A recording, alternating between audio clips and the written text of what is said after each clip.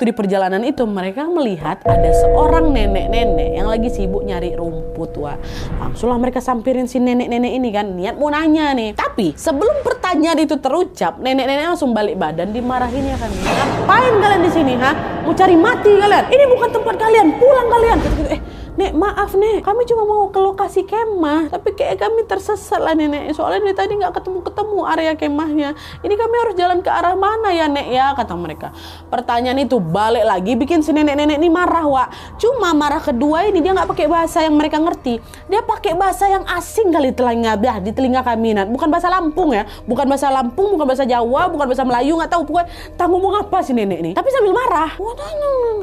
Kata kami diam aja kan. Nah setelah puas marah-marah sama bahasa yang mereka tidak ketahui nih, Wak, nenek-nenek ini kembali lagi ngomong kayak bahasa Indonesia. Dia bilang kayak gini, nasib baik masih ada di tangan kalian. Kalau sampai udah lewat maghrib, kalian udah gak akan pernah bisa kembali ke rumah. Ingat pesanku baik-baik ya, sebelum azan maghrib selesai dikumandangkan, kalian harus cepat keluar dari sini. Dan sebaiknya kalian bergegas. Waktu kalian udah gak lama lagi. Itu jalannya di sana.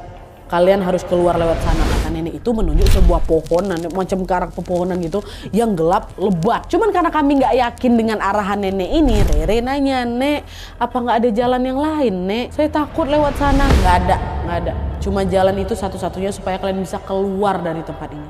Kalau sampai kalian terlambat, kalian akan tertinggal di sini selama-lamanya. Kata si nenek itu. Cuman waktu itu entah ngapa nggak yakin gitu loh Nadia. Kali ini gantian si Hanif yang nanya, Nek, gini Nek, gimana kalau kita pulang sama nenek aja? Kita mau kok nungguin nenek sampai selesai ambil rumput. Kalau bisa kami bantu nenek ambil rumput. Ini kan juga masih siang, memang masih siang kali orang mereka juga berjalannya mulai start berapa? Setengah 10 tadi kan. Waktu itu udah paling jam 12 jam 1 gitu lah. Ini kan masih siang Nek, maghrib masih lama nih. Kata si Hanif gitu, mujuk si nenek. Nggak mau kami kalau bertiga aja sama nenek aja. Dengar kata si Hanif, balik marah lagi nenek itu. Malah diacungkannya celurit. Nenek kan dia sambil bawa celurit kan, potong-potongin rumput.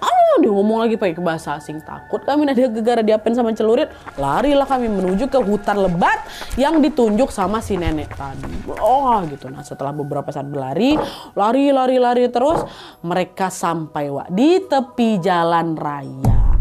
Dan disitulah mereka dengar langsung suara azan berkumandang di ayat terakhir. La ilaha illallah, azan terakhir, ya kan. Dan pas dengar suara azan itu, di situ nanti waktu kami nyampe di sana dengar suara azan itu baru sadar. Langit tuh udah gelap, udah memasuki waktu maghrib di azan terakhir. Pas Kak Feni ngecek jam tangannya, kaget dia di situ karena waktu sudah menunjukkan pukul 6:10 malam. Itu langsung macam disambar petir aku Nadia. Kok bisa? Betul-betul macam nggak masuk akal gitu loh, Wak. Karena waktu mereka lari hutan tuh kan masih siang, paling masih jam 1 jam 2 lah itu paling sore. Ini kami keluar berlari cuma beberapa menit, tiba-tiba udah maghrib. Bingung lah, ini tiga-tiganya bingung. Hanif nanya, Wak, ke bapak-bapak yang kebetulan lewat. Dia macam mau pergi ke masjid gitu. Pak, permisi Pak, mau tanya, ini di mana nih Pak ya? Nengok orang itu, Wak. Bapak ini macam kaget itu, gak dijawab pertanyaan si Hanif, Wak. Diajak ya mereka berarti, ayo ikut saya ke masjid, kata gitu, dibawa ke masjid. Baru belakangan mereka tahu bapak ini langsung ngajak mereka ke masjid. Gegara apa, Wak? Gegara gak tega melihat kondisi mereka bertiga kacau balau. Rambut kami tuh dia udah acak-acakan, baju kami udah robek-robek, bahkan di muka kami tuh udah banyak luka-luka baret tuh loh. Maka terkejut bapak tuh nengok kami gak ngeh tuh. Nyampe di masjid, dibuatkanlah teh hangat sama mereka dan diminta untuk menunggu sampai para jemaah selesai sholat. Dan setelah selesai sholat, barulah bapak tadi sama beberapa warga yang lain ngampirin kami bertiga tuh dia. Bapak tuh nanya, kalian ini sebenarnya dari mana? Kok baju kalian bisa compang-camping kayak gitu? Pak, kami dari Gunung Hijau, Pak. Sebenarnya kami mau kemah, tapi kami ketinggalan truk, makanya kami jalannya jalan kaki. Terus tadi, pokoknya diceritain tuh, Wak, semua sama si Hanif ya kan. Nah di situ waktu dengar cerita si Hanif, Wak, warga yang dengar itu antara percaya sama nggak percaya. Kenapa? Karena pada saat itu mereka ini berada di daerah Bukit Kemuning, bukan di sekitar Gunung Hijau. Dan yang perlu kalian tahu, jarak antara Gunung Hijau ke Bukit Kemuning itu jauh kali, Nat, kata Kak Feni, jauh kali. Kalau ditempuh jalan kaki, harusnya tuh kami baru sampai ke Bukit Kemuning itu 2 hari kemudian.